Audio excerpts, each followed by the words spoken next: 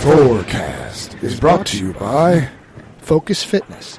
Focus Fitness, massage and focus mitt kickboxing. 727-692-9105.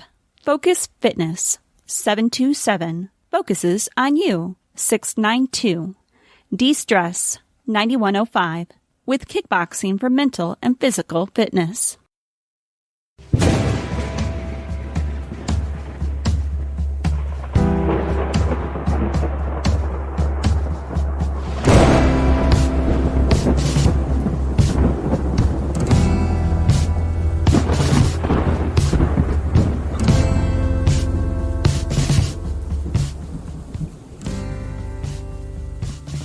Welcome to Thorcast, Tampa's health and organized recreation podcast. I'm your host, Jeff, and today I'll be joined by Andy Warner.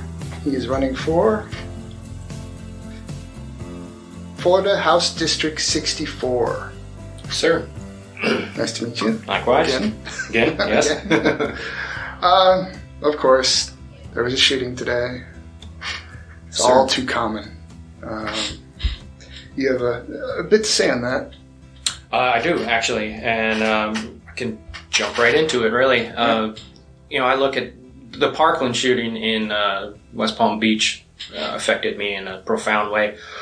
Not too different from any mass shooting that happens across the country, but with it happening in Florida, it made it real in a way that, maybe other ones didn't. So I always ask myself, what can I do? Right now, I'm not a legislator. I'm an aspiring one. I would like to get there someday. And there's certainly things that I would like to do from a legislative standpoint to combat that, to prevent future incidents. But me as a citizen right now, when I ask myself that question, my only answer is I can use my network of people and I can use my gumption. I don't know if you've ever read Zen and the Art of Motorcycle Maintenance. It's a great book. It's a must read. That's where that word gumption comes from. And get after it. So, my plan is I got together with the principal where my children go to high school. And that's in Hammond Elementary in Odessa. And I had a couple meetings with her talking about, what are some of the issues that the particular school has with safety. Okay, I initially was invested in the idea of creating a foundation that would help school districts be able to afford off-duty sheriffs to come and cover the schools during arrival and dismissal. I figured that that's going to cost 5 figures, up to $30,000 or $40,000 per year per school. So that kind of outgrew the parameters of where I was thinking. So I started to think of, okay, well, what is what they call a capital outlay project, which is, in other words, that's a hard construction item that could happen at the school. All right, what can we what physically can we install or build at the school to make it more secure? Through talking with the principal, the biggest issue for them was they needed a buzz-in entry system for their front office. As it stands, you can just walk in the front office and access the school from there. Being from Michigan, that was one thing that's surprising. In Michigan, you can lock a school down because all the lockers are inside because it gets really cold. Mm-hmm. So it's much easier to lock a school down. Well, in Hammond, the way Hammond's set up, they're in little individual pods. There's a first floor and a second floor, and they have the ability to lock down those particular pods. But there's nothing restricting access from entering the school that way. Yeah. So we came to the realization that the thing that the school needed most was a buzz-in entry system, where the door remains locked until someone from the inside pushes a button and unlocks the door and gives people access. So I thought, this is a great idea. This is a tangible project. It's probably not going to cost that much. Let's do it. Yeah. So I was waiting for the principal to get approval from the school district about the project. In the meantime, she got a quote from a nearby school that also did it for, roughly $6,000. I was like, wow, this is great. we could raise $6,000 in one day. So I got all geared up and ready, and I actually even secured a venue. I developed contacts within the school's parent-teacher organization, the Student Advisory Council, both of which I'm a member now. And I was ready to roll with it. And then the principal got back to me. She said, well, good news and bad news. Well, good news and good and bad news was that not only was the project approved by the district, but the district was also going to provide the funding for that project. Cool. So it took it out of our court, but in the end, it's going to happen. So I'm thrilled. Yeah.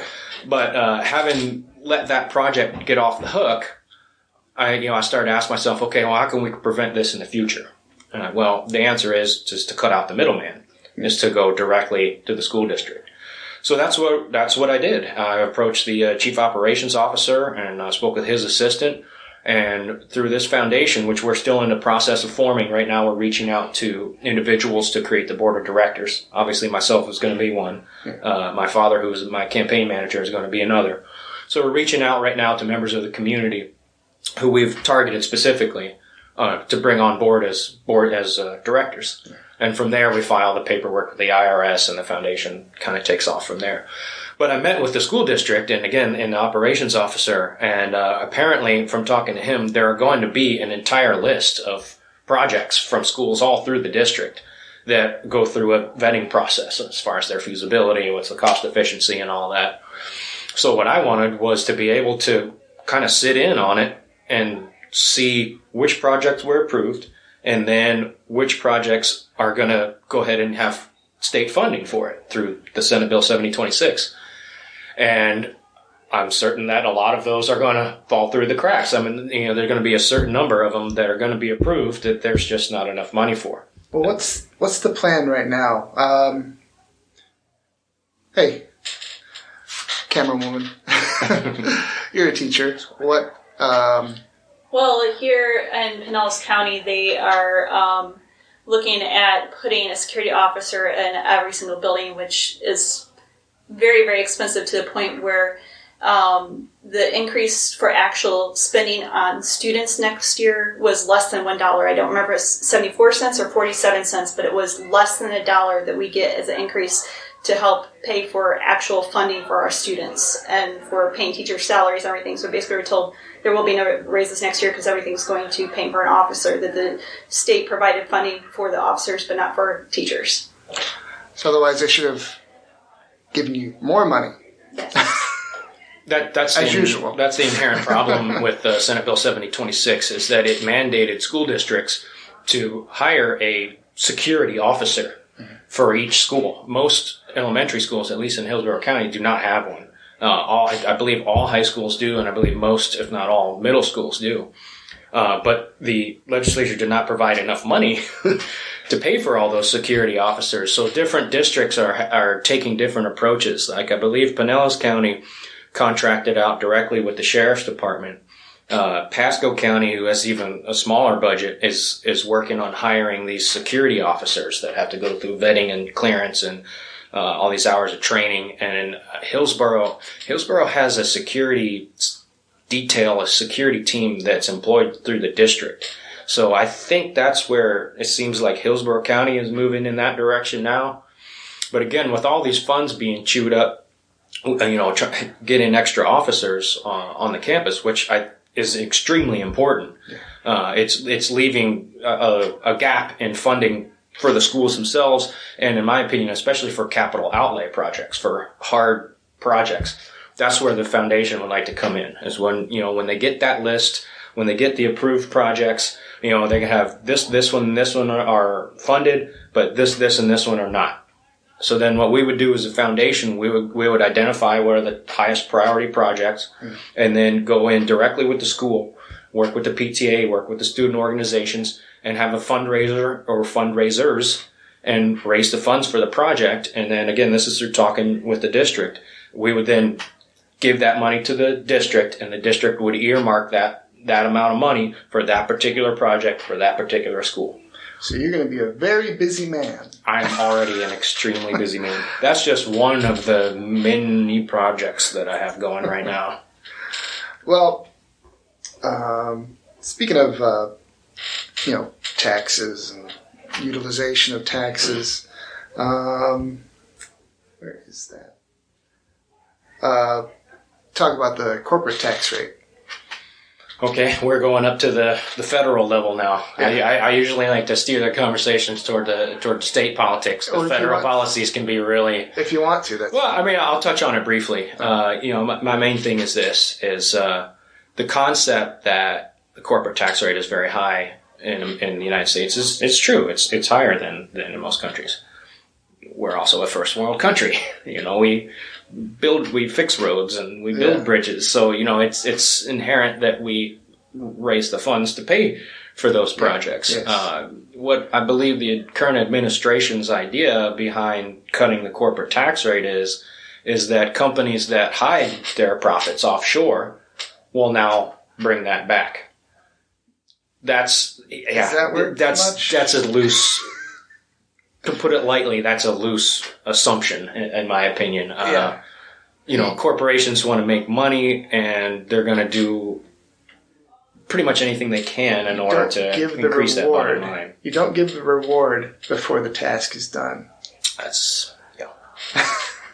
I'm skeptical, to say the least. Me too. It's like you want somebody to bring their money back in, let them bring their money back in, and then here's your tax cut. Yeah, I mean, okay, you've been doing something wrong all this time, so we're going to make it not wrong anymore, and then expect you to be accountable.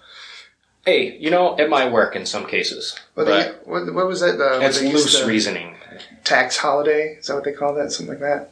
Well, tax holiday is typically something that's done at the state level, where they'll let teachers and students and parents buy school supplies with a tax-free. I must be thinking of a different thing. It's where they lower the tax rate for temporarily for you to bring your money back to America, and then it goes back to normal. So they've given up on that, it seems like. Okay, so they're trying to go hit you with the lower tax rate on monies that you bring back. Yeah, no, it just seems like they're just going to lower it altogether. That seems like a more realistic approach, in my opinion. But while we're on the subject of corporate taxes, there is a state corporate tax, a state business tax of 5.5%, and one of the bills that I would actually like to introduce is a small business deferment bill. And one of the items in that bill is I would like to create a progressive business tax system in Florida. We don't all pay the same rate for our income taxes, right? Yeah. The more money you make, the higher tax rate it is. Well, yeah. I think that should apply to the state business tax as well. I don't think the mom and pop sandwich shop should be paying the same rate as Walmart or Amazon or these multi-million-dollar corporations. I don't think that's fair. And neither should that little trick where the owner of the business, I can't remember what it's called, where he puts his name as direct owner and therefore it's a small business. Like Walmart can be qualified as a small business because of how they have it written down on paper. Well, I mean, that has to be established through, there's two ways to establish what size business you are, through either the number of employees that you have or your gross revenue. Those are both those are both parameters. And actually, if you look at some other states, I believe Montana has a progressive state business tax as well.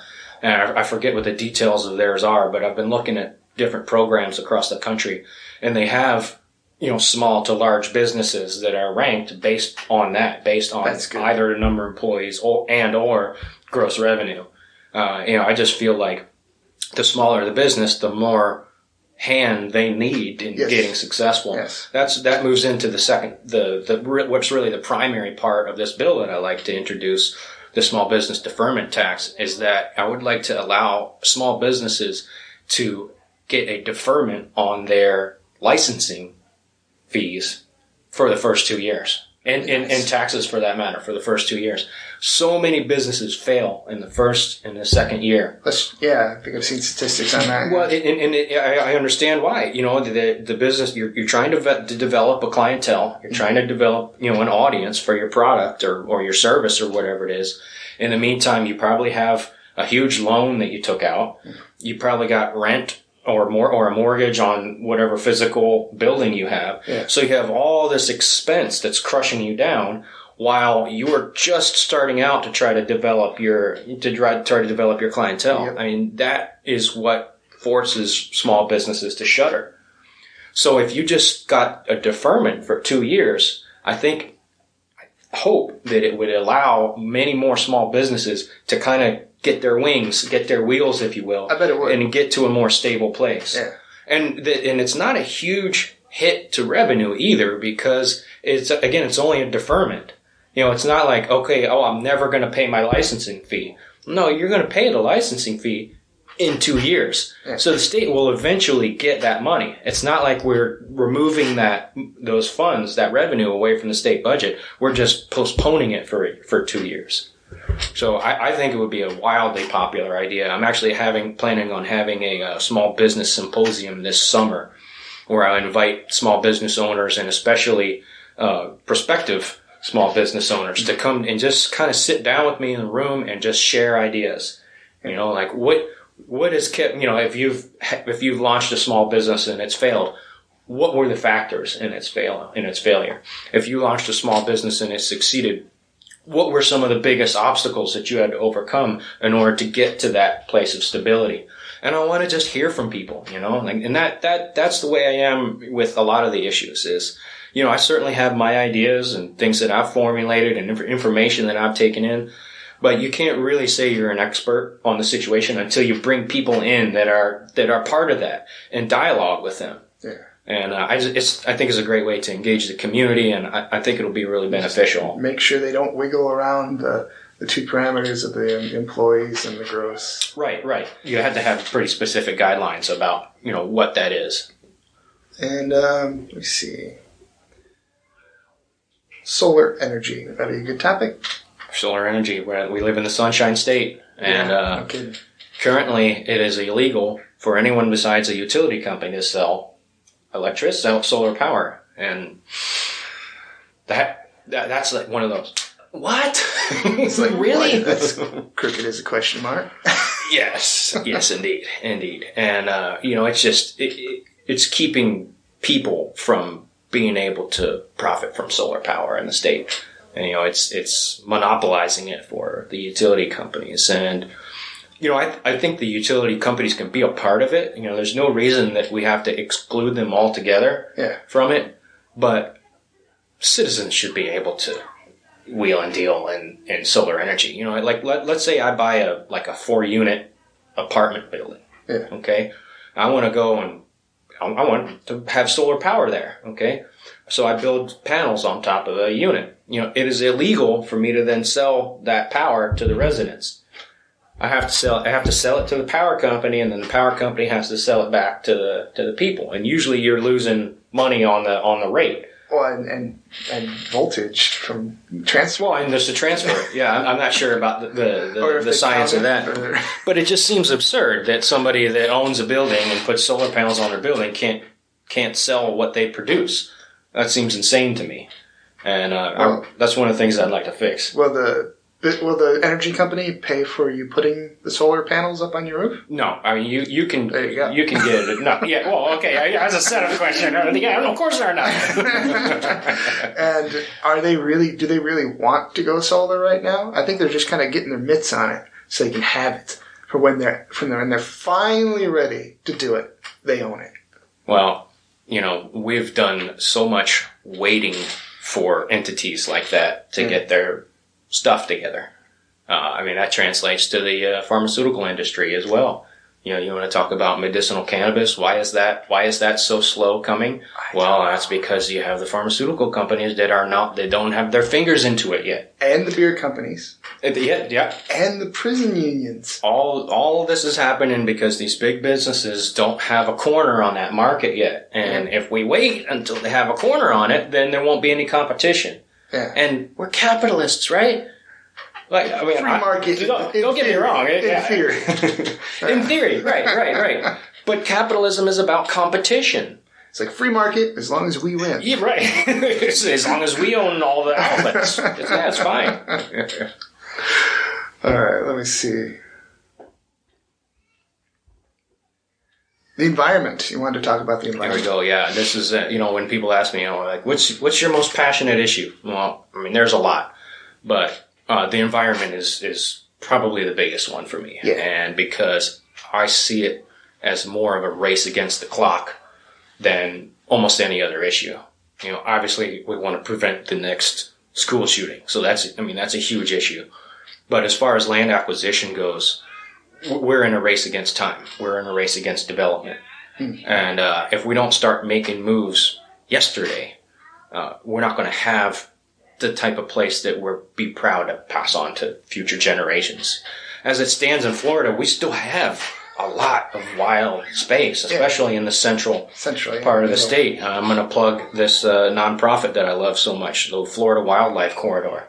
It has a great group of people with a beautiful vision of where they'd like to see the state in the future, with the idea that they want to connect. You can see it on Google Earth. Yeah, exactly. And on their website. Swath of nothing, which is pristine. And we have it now. And the trick is connecting it.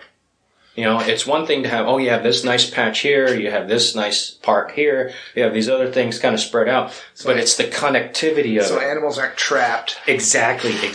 So it can support apex predators, panthers and bears, roam hundreds of miles when they can. Yeah. If they have those hundreds of miles to roam, then their encounters with civilization will be much fewer, and it will support their population. And if they can't get to the food they want, they'll get to the food that's available. Yes. Bye-bye Fluffy. Yes. And every once in a while, bye-bye Jogger. Your trash can. Or Jogger. For mountain lions. If you weren't that big of a person, you might look tasty. Yeah. Those thigh muscles in humans, you're like, if I was an animal, I'd be like, no claws, no hair, no sharp teeth. Like, is that the fastest you can run? They only got 2 legs.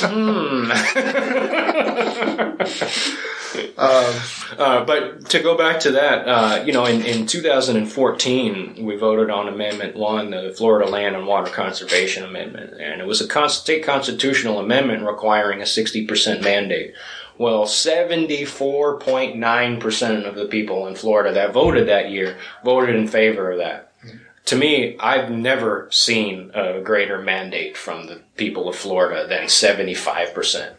That tells me that people want that. Yeah. They saw that vision and they said, yes, we want that money set aside for acquisition, buying up that land before it's developed. And in my opinion, the legislature has just not followed through with it. This is in 2014 on this amendment that we voted on. 2015. Trying to look good, but not really going to do anything about it. Well, they just haven't funded it. They were expecting between $300 and $700 million to be available through the bed tax to be able to put into that fund. 2015, they put nothing in it. 16, nothing. 17, nothing. Finally, just this year, they put $100 million into the trust fund, and I'm sure it's going to go right away. There's a long list of projects and properties that need to be acquired in order to create that connectivity. So we need to start spending that money on what the voters of Florida wanted it to be spent on. We need between $300 and $700 million every year in that fund until the project is accomplished. I mean, what better thing to pass on to future generations than something like that? That is a legacy project. That is something that will set Florida apart from every other state and create ecotourism like you would not believe. I mean, that is a wave of the future, ecotourism. The Fish and Game, are they in on this too? Are they helping? For the most part, and it's all about building a network. This is not going to happen without help, assistance from big agricultural operations. A lot of those can actually help by leaving their lands in an agricultural state. But it won't happen without effort from every side. If there's elements that are resisting it, it's going to make it that much more difficult. Will people be able to hunt on these reserves? That's a good question. It depends on what it eventually develops into. I think if it's a state park, if they have campsites there, then probably not, open for hunting there. But if it's a wilderness area, I'm sure there are seasons where they allow hunting for certain types of animals, and I'm fine with that. That's, I'm not, if you want to hunt, man, we need hunters as part of this partnership as well, Yeah. And if we have this resource available to us, then it'll preserve the whole concept of hunting in the wilderness for years to come as well. Hunting and they have fishing. To see that. They Hunting have to and see fishing that licenses pay a lot for environmental stuff. People don't realize. It's like, oh, you're just killing the animals. It's like, yeah, but I'm also, paying for their habitat. And and a lot of those people too, they really do utilize what it is they take too. They eat the meat. They use the skin. As long as it's not a wasteful operation, I don't really have a problem with hunting. Yeah. I'm not a hunter myself. I just can't bring myself to shooting something. I'd rather just take a picture.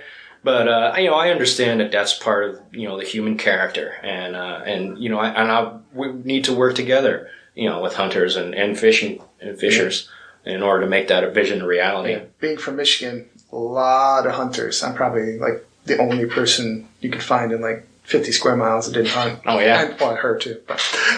but like I said, even more reason to build a coalition with them. We need to all be on the same page and all have the same goal in mind. Yeah. All right. Covered the environment, covered schools, solar energy, living wage. Oh, here we go. This is very relevant to the state because there's a lot of action going right now that would seek to raise the minimum wage in the state. In 2004, we passed a state constitutional amendment that broke the state minimum wage away from the federal minimum wage. Federal minimum wage is still way down at $7.25 an hour. Wow. Our state That's minimum crazy. wage is now up to, I believe, $8.25. And now in 2004, this was a great idea. It raised the minimum wage. It created a separate trajectory for our minimum wage against the federal minimum wage. But what's happened is the increases are tied to the CPI index, which is a algorithmic number that's based on inflation and all these other factors. But the bottom line is it's not bringing the wage up quickly enough to match inflation or just, you look at what rental prices are in We're looking for a place right now. Hillsborough County is really bad with that right now. I think there's going to be another housing bubble. I think there is another housing bubble. Just when will it burst? Well, but you have what you're having now in Hillsborough County is you're having something like I lived in LA, and the prices were insane back then over there, and you have people living 3-4 adults in a 2-3 bedroom apartment, and you do what you have to do, but that's not good economics for the state. You want those people to have their own places, their their own would tax. bring in more money. You would think. You would think. So, like I said, $8.25 is just not a living wage anymore. So it's got to come up. How much would that be full time? Oh gosh, I crunched all the numbers. If you go on my website, I did all the number crunching, but it comes down to like math person. Come on, you teach math. Basically, you can't. You can't be a single adult and rent a house and have a car. It's just crazy. Not enough. That's crazy. Not enough. You have to either have a second job or you have to be pooling with another person, and that's not good for anybody. Yeah, when that happens, the system is broken. You need to change something. Exactly. Now, I want to be cautious about trying to raise the minimum wage too high too quickly, because I don't want to burden. Again, I'm a big small business guy. I don't want to overburden a small business that might, 1 year have to go from paying the guy $8-9 an hour, and now they got to pay him $15 an hour. That's going to price a lot of small businesses out of the market. Well, I wonder if you could set up a 2-tier system with big companies and small companies, and that would incentivize these people to actually get more education to try to move into the bigger salary jobs, and then new people who are just starting out could come into those small business jobs and then continue to move up. Almost like that's what fast food used to be. Mm-hmm. Get into fast food and then get your education, get the hell out of there. That's an interesting concept, and there are actually some states that have implemented that. Florida obviously has not. My only concern with that is that I worry that small businesses won't be able to attract employees if they're the small business, the small hardware store is only paying $9 an hour, and Home Depot is paying $11, who's going to go to the, who's going to go to the small business? The people who couldn't get hired at Home Depot. Maybe. And maybe a smaller place would be a good place to learn. But that goes back to my point about if you're raising the minimum wage to a respectable wage, then you can expect more from your employees. I once saw a Chris Rock meme on Facebook. It said, "Yeah, I used to work for McDonald's. They paid me minimum wage. Paying somebody minimum wage is like your boss saying, 'Hey, I would pay you less, but it's illegal.'" And as funny as it is, it stuck on me a little bit, and I was like, "Wow, that's gallows humor." Well, but it says a lot. It's a statement to your employee. It's like, "Hey, you're only worth what is legally allowable." Well, you've heard about Walmart when they hire new people and they do the orientation. And this is how you apply for food stamps and government aid. And it's like, wait. Shouldn't you be paying them? No, I will give Walmart some credit because they did raise wages. I believe their wage is up to $11 an hour now. So I did not know that. I will give them some credit for that. Sorry. kind of. I do give them credit for that. But, I mean, the reality is they could afford much more. Yeah.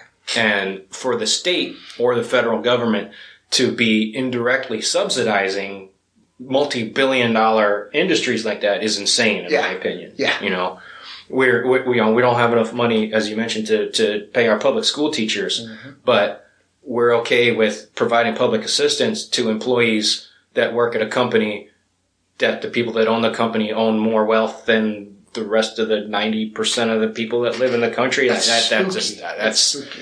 They're saying stuff like we haven't seen wealth inequality like this since like ancient Egypt. Since I heard that too. I was going to say since like the Rockefellers or the Industrial Revolution. Golden Age. Yeah.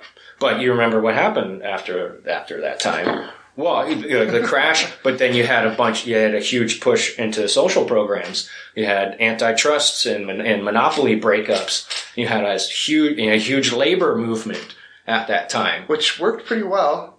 At that time. And then, like all good things, it runs off the rails and gets corrected. There were other factors, so just because there's other factors, they can ignore that too. We were the only economy still functioning after World War II. Yeah. That helped a lot. But yes, that did help a lot. But so did all the social programs. Yeah. Absolutely.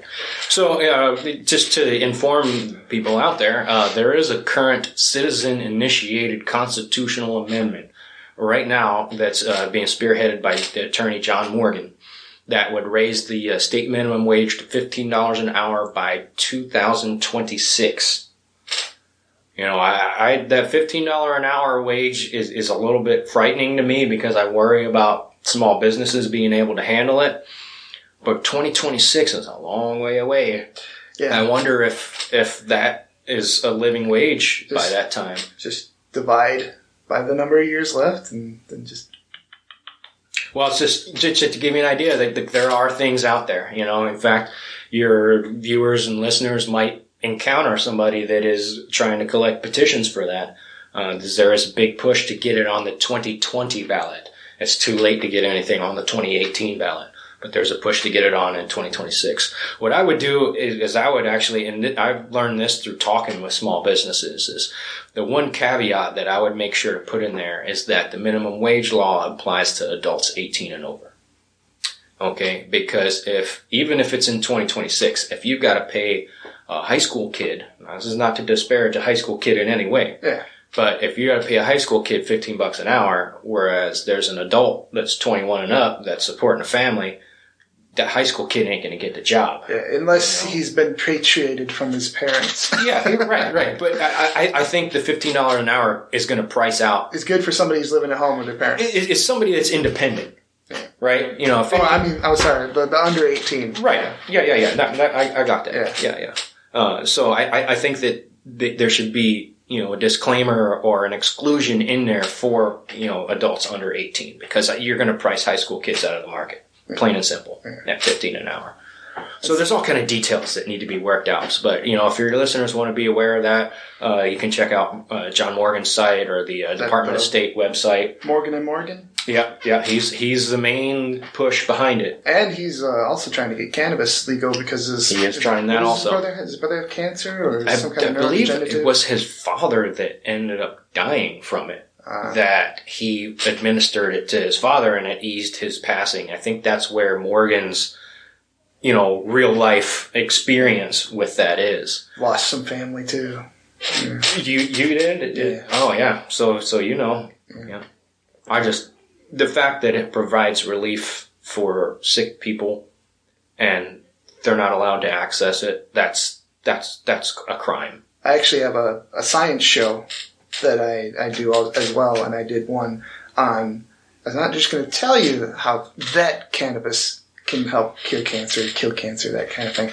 I actually looked in, it was only 3 pages, but I had to look up like every other word. And I spent, days looking at these 3 pages, figuring out what they actually meant and how to put it in a way that people could understand. Right. Because everyone says, oh, cures it. How? I don't know. You're full of shit. Go away. Well, the biggest holdup in that is the fact that at the federal level, cannabis is still on a Schedule 1 narcotic. Yeah, which means it has with no medicinal value. use. That's crazy. Heroin and PCP and all the other really hard cocaine are all up on that Schedule 1. And for a plant to be up on that Schedule 1 is just like there's no basis in reality for that. Cocaine is scheduled too. Is it really? Because they use it on when they're doing some nose surgeries, that's fixing septums. That's even more absurd. But if we got it off of Schedule 1 at the federal level, then that would open up testing nationwide. Yeah. Right now, I believe there's only I think it's the University of Mississippi is the only authorized entity that is allowed to conduct clinical trials with cannabis in the country. Now, the University of Madrid has done great studies. There are all kind of studies that have been done internationally, but very little has been done domestically because it's still on that Schedule 1. If it wasn't done by an American scientist, it doesn't count. That has led into some of the skepticism of those clinical trials. So for me, the biggest step is to get it off of Schedule 1, because then that would open up all the other things that lie underneath that hang up. So you need to get it off of Schedule 1 first and foremost. I mean, further out there, I say just legalize it in general, because I've seen people high and I've seen people drunk. Drunk to me looks worse. I actually don't drink myself because it tears me up. Fair enough. But if this is okay, then this definitely should be okay. I was like, well, yeah, people are going to smoke weed and drive. It's like, people drink and drive. It's illegal. At the stop sign for 10 seconds longer? Yes, that's okay. Might drive 5 miles an hour slower. Well, it's like, yeah, it's illegal to drive drunk. It'll be illegal to drive stoned. It's a crazy concept. Imagine that. What do you think about universal health care? Oh, wow. Okay. Well, again, that's not... That's again, we're going up to the federal. I'd like to say real quick at the state level, just to kind of precursor this, at the state level, one of the things I'd definitely be in favor of is expanding Medicaid. The federal government offered this state millions of dollars to expand Medicaid for people that are in the gap. And our governor turned that money away. And there are whole lists of people who died, most likely because of that. I'm in that gap right now. I am unable to access health care because the policy that I was offered is, the monthly deductible is half of what I make in a month. But I make too much to qualify for Medicaid. But I don't make enough to have a healthcare policy that I can afford. So I'm in the gap right now. So I'm experiencing this firsthand. So one of the first things that I would do, and this is not necessarily to help myself because I'm pretty healthy, I don't really need it right now. But I know there is a lot of people like me that are not in the same state of health that I'm in that need that now. My wife needs women need more maintenance health care than men do. Mm-hmm. I sent my wife to her home country of El Salvador because I can't afford to pay for the care that she needs here. Wow. I mean, luckily her father's a doctor and, he has a network of people that can provide, basic medical services for nominal fees. And so I literally had to put her on a plane to another country in order to access health care for her. A coworker of mine, when he went home to Greece to see family, he waited until he went to Greece to go to the dentist because dental care is so expensive here in America that he just decided it wasn't worth paying an American dentist to use them. I just wonder what we could achieve if we went that way and cut out all what would be unnecessary now. Just red tape. Well, you're saying cutting out the insurance companies, and that's a big statement. And They're going to whack me. Well, the negative that I would say to that is that the industry itself is going to suffer, and there's probably a lot of people that are in healthcare administration that work for healthcare companies. They're probably going to lose their jobs because of that, and that's the reality of it. But that's not enough reason to let people die, in my opinion. Yeah. I'm for universal health care. I want to be clear about that.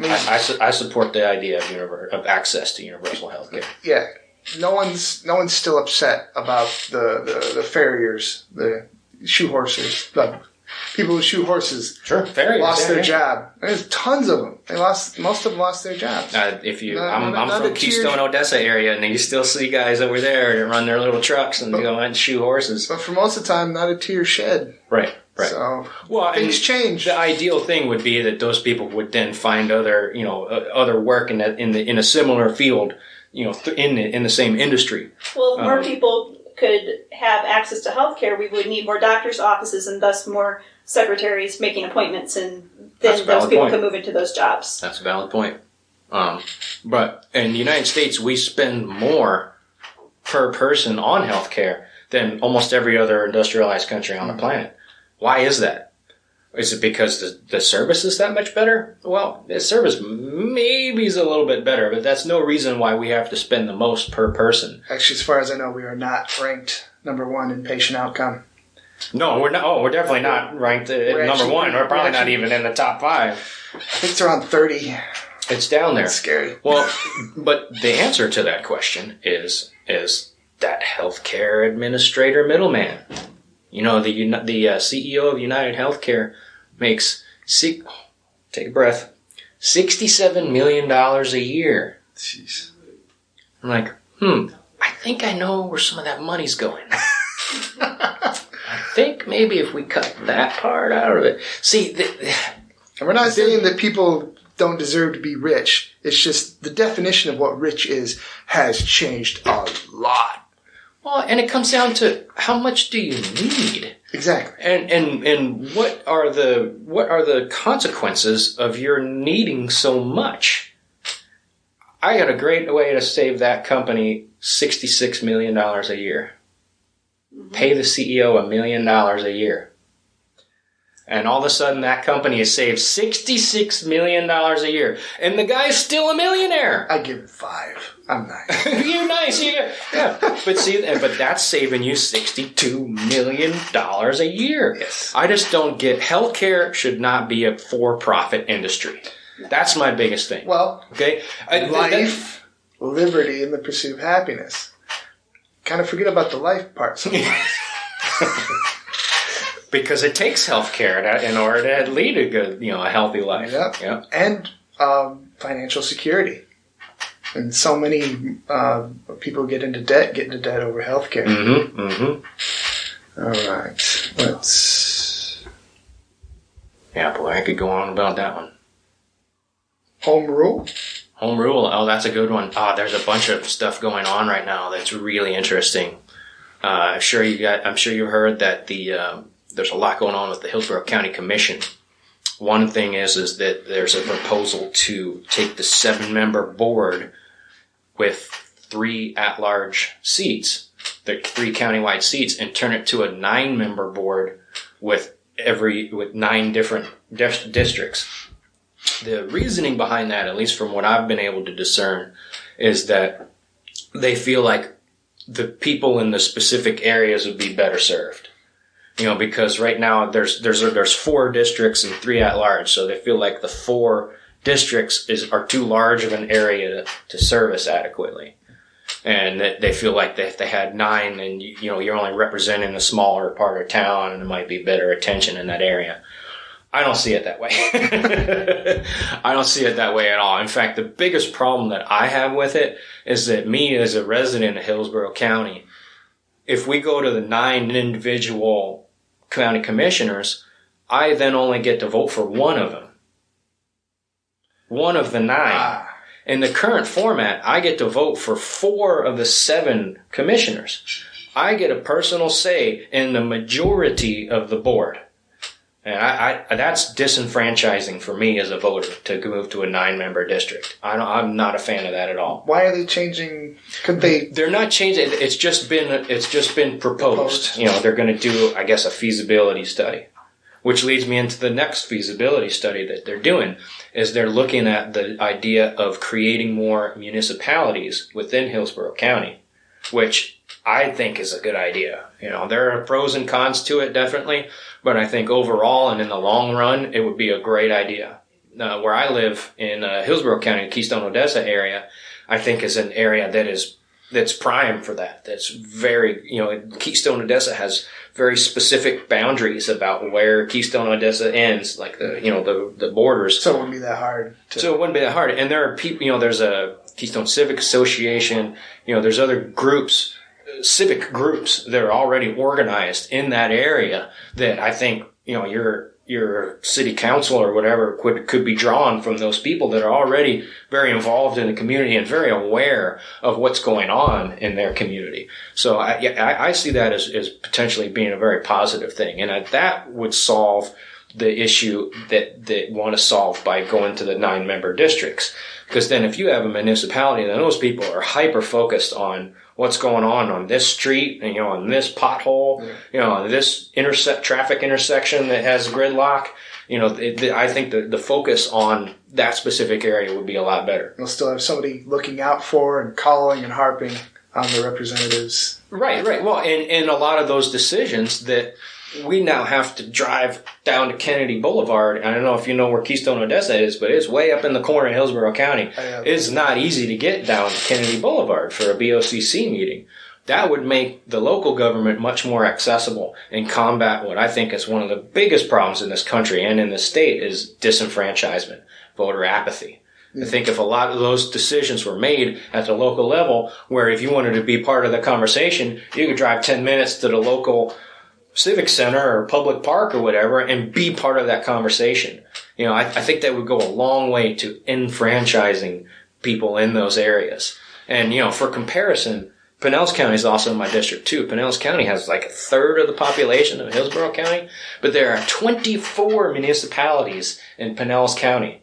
You know how many there are in Hillsborough? There are 3. 3? City of Tampa, Temple Terrace, and Plant City.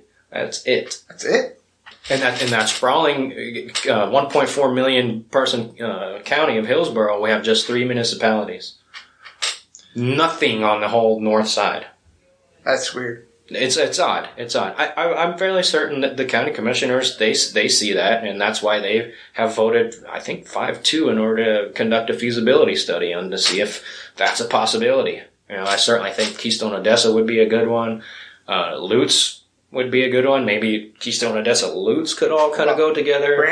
Brandon is a great example. I didn't realize Brandon's a great example, especially with all the development going on there.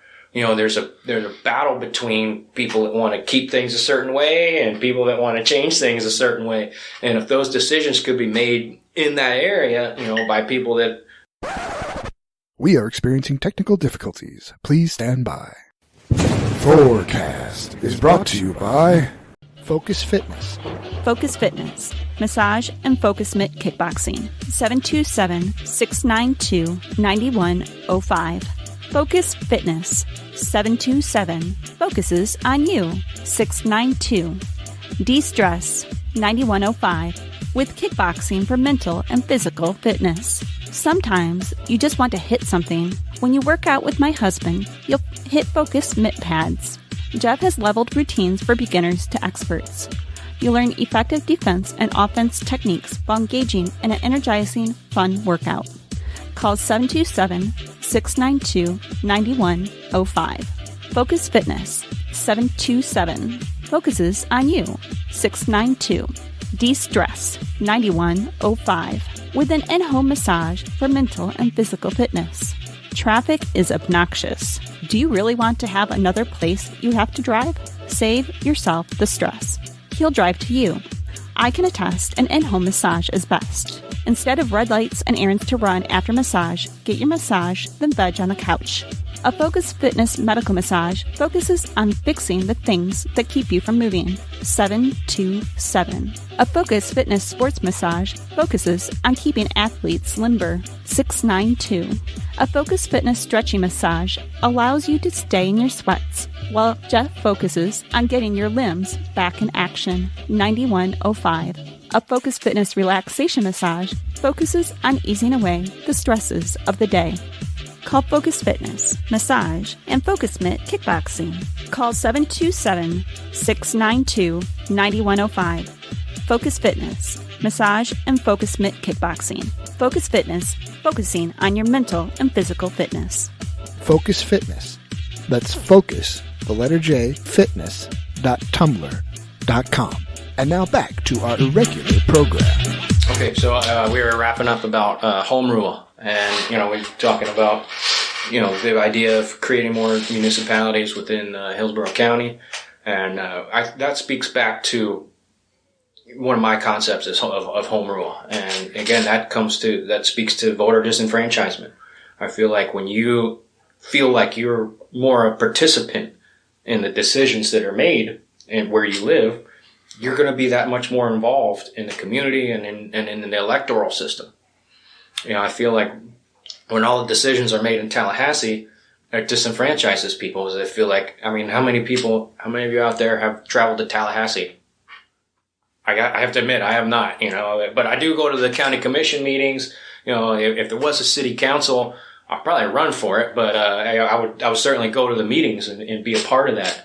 And I think bringing control down to the most local level possible is going to serve the community greatly in that you're going to have people that are more active, that are going to be more involved in it. I talk to a lot of people and they kind of just throw their hands up. They feel like what they do or what they care about doesn't matter. And, when your elected officials are off somewhere making all these decisions and then the decisions just kind of get handed down to you, I understand that. I sympathize with that. What do you think about publicly funded elections? That'd be a great idea. Getting money out of the electoral system, and that's probably one of the biggest problems, if not the biggest problem with our electoral system right now. Have you heard of Wolfpack? No, I have not. Wolfpack. They're trying to use... I think they only need 28 states. If they can get this passed in 28 states, then it has to go for a vote.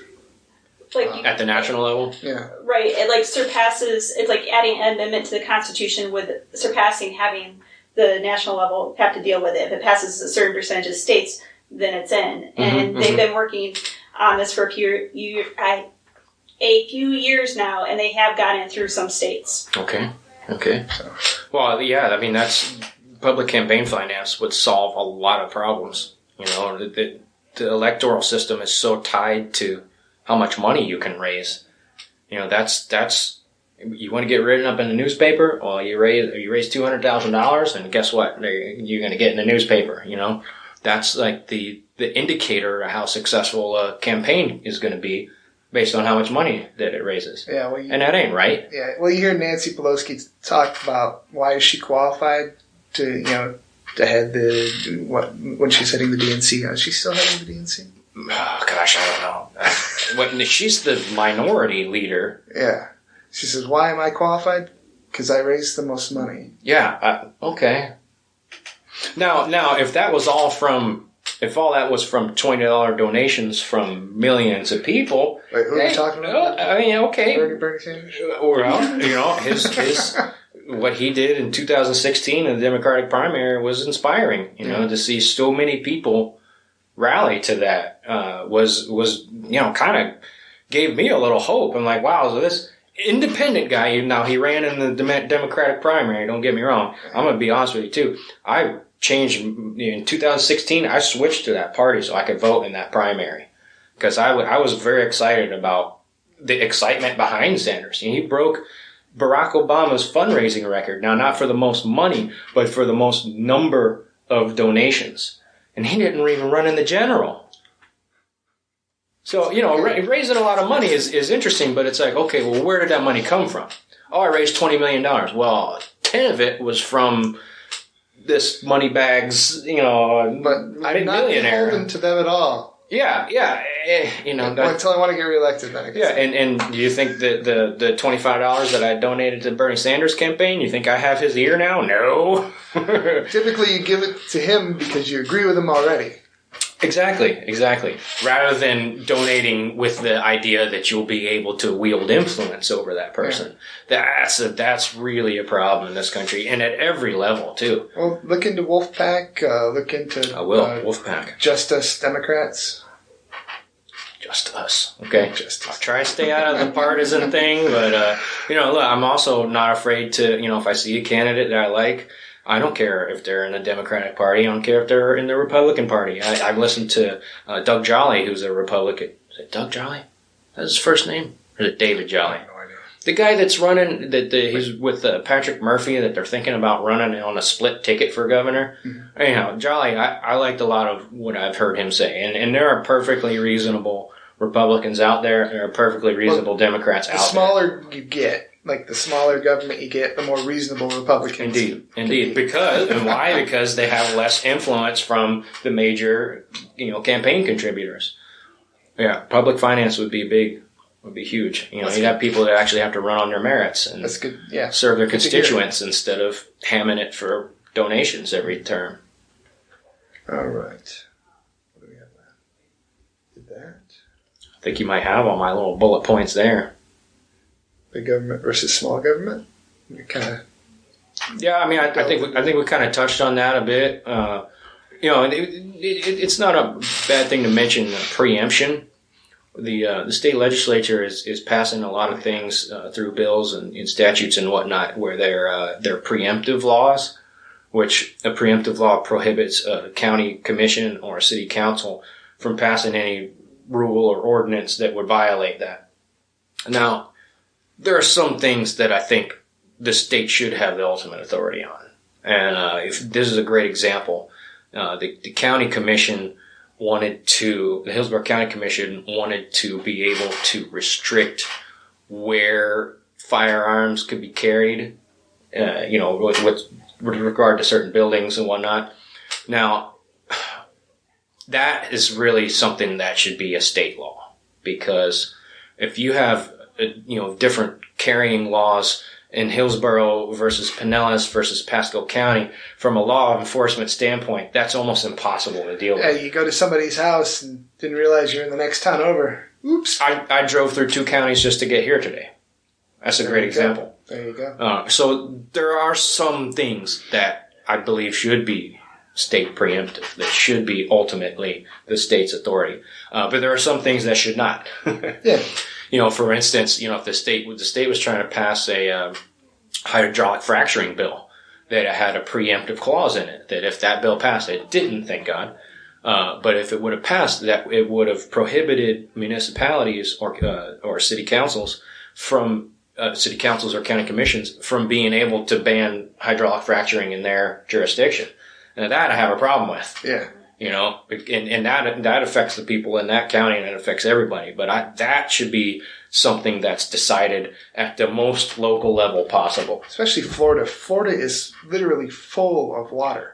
The dynamics of the Florida, underground cave systems, the water. Hydraulic fracturing should be a no way, no go, no how. Yeah. Just simply based on the complexity and the uniqueness of what's underneath the ground in Florida. Yeah. If for no other reason than it's so porous. The limestone is so porous. We have an underground aquifer system that you're not going to contain that. We don't even know haven't even mapped out yet. We know where some parts are, but we don't know the whole interconnectivity of it. Dude, we want to make money now. Yeah, I know they do. And they want to make sure that they can make it in perpetuity as well. So then they would bar the counties and municipalities from being able to prohibit it in their area, in their jurisdiction. So, yeah. I think you might have covered everything on that sheet. All right. Well, it was nice. It was nice talking. Likewise. Oh wait. If I can plug real quick, again, Andy Warner running for State House District 64, which is Northwest Hillsborough County as well as Northeast Pinellas County. The district extends from Dale Mabry in Hillsborough County all the way to McMullen Booth in Pinellas, and goes from the Pasco County line to about Bush Boulevard, Gun Highway in Hillsborough, and then to about 590 in Pinellas County. It includes Oldsmar, Safety Harbor, the bay side of Clearwater, East Lake, West Chase, Carrollwood, Northdale, a little bit of Lutz, and of course Keystone, Odessa, where I'm from. If you want to find out any more about me and what I'm about, my website is www.florida4, that's F-O-R, all.net. And I'm also on Facebook at Andy Warner for House District 64. When's the vote? November 6th. Okay. I'm running as a no-party affiliate candidate, so I don't have to run in a primary.